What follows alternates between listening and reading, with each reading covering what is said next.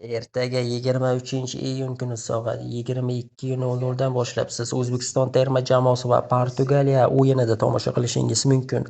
Ushbu o'yin O'zbekiston terma jamoasi uchun juda ham muhim hisoblanadi. Agarda ushbu o'yinda O'zbekiston terma jamoasi mag'lubiyatga uchrasa va Kongo agarda Kolumbiyani mag'lub etsa, O'zbekiston terma jamoasi AQShdagi mundialni yakunlaydi.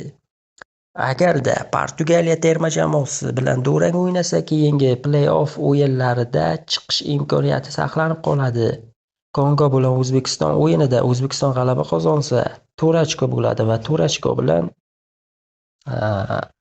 32lik play-offga yo'lga chiqishi mumkin bo'ladi O'zbekiston terma jamoasi. Sizningcha O'zbekiston va Portugaliyaning umumiy hisobi nechi bo'ladi? O'z fikrlaringizni kommentariyaga yozib qoldirishni unutmang. Portugaliya g'alaba qozona oladimi yoki O'zbekiston g'alaba qozona oladimi? O'z fikr va mulohazalaringizni kommentariyaga yozing.